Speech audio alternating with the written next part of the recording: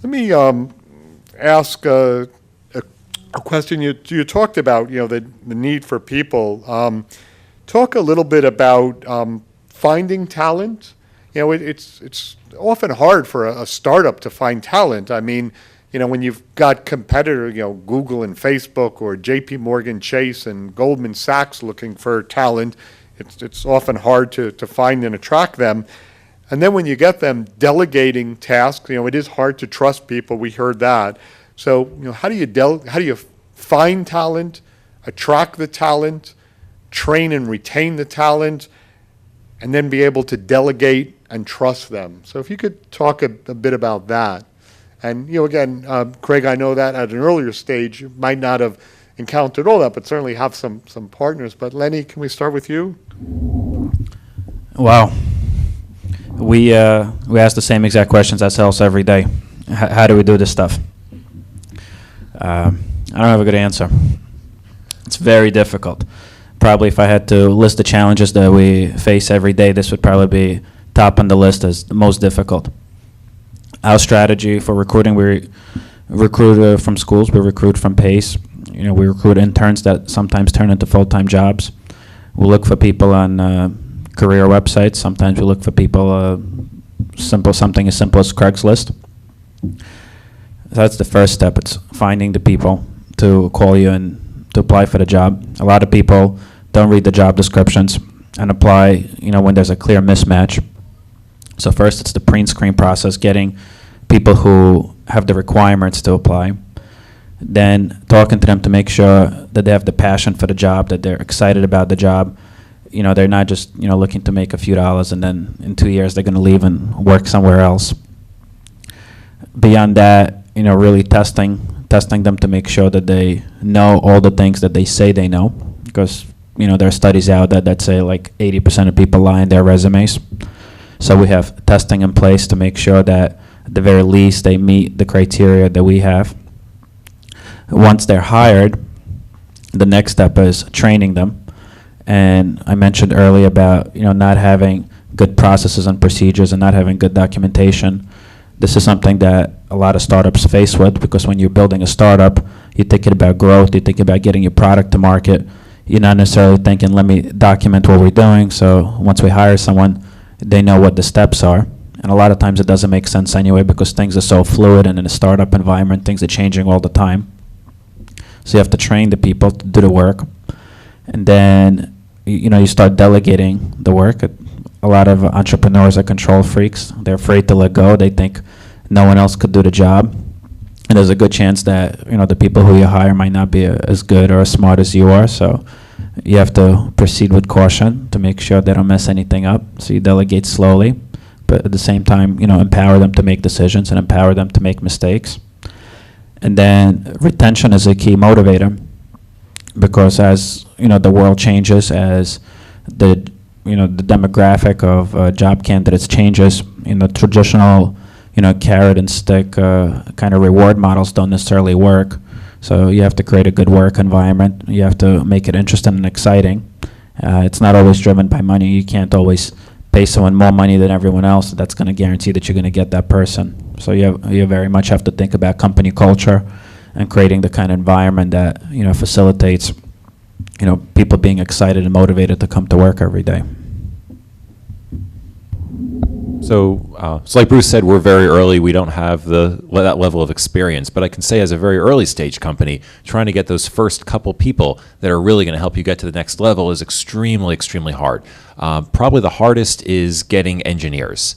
Any of you who've been involved in startups, I'm sure, see this all the time. Getting serious senior engineers who actually know how to build, whether it's a piece of software or hardware or whatever it is really hard, because you have everyone from Google to IBM, especially in this area, to Facebook, to everyone trying to get these exact same people. Now, in your favor, some of these folks kind of like working at startups, but against you, your competition has way more money and way more perks and free massages and free lunch that you just don't have.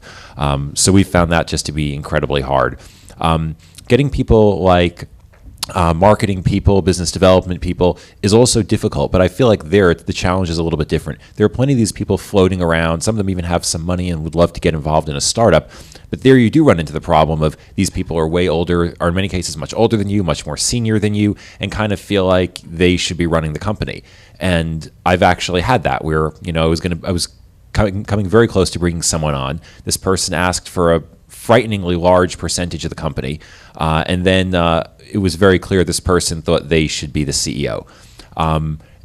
So it's very hard to then walk away from someone who you really need, but you also know they're going to disrupt the company and actually cause you more problems than they solve.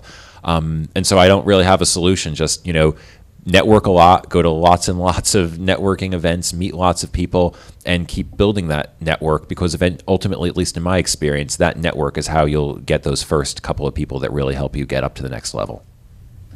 So the truth is, you're not going to find talented people in the beginning. You have to build it up to something that seems pretty cool so that the talented people become attracted. When we started this, it was literally me, my co-founder, his little brother, and his brother's friend, both of which never even went to college.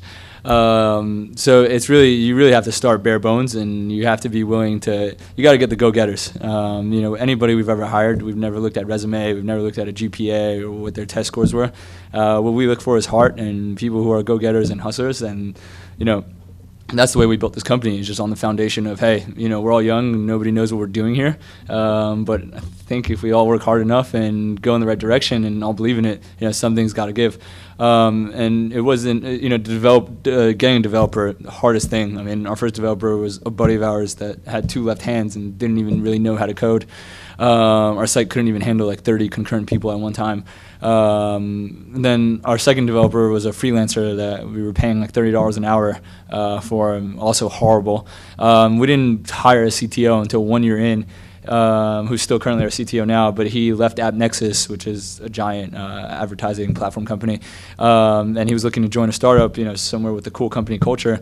And obviously still at that point we were quite small, but at least we had the company culture, and at least we used the raw talent as much as we could to build it up to look like something could happen to attract the talent. Because at the end of the day, unless you're the guy who started Instagram or the guy who started WhatsApp, talent's not coming your way. There's, those guys, obviously, they just sold their companies, and, they're going to get the talent very, very easily. But first-time entrepreneur, a lot of people are going to close the door on you just because they're not going to take the risk on it. So get the people that are willing to hustle with you in the beginning, build it up, and then eventually you'll be able to attract talent based on what you currently have.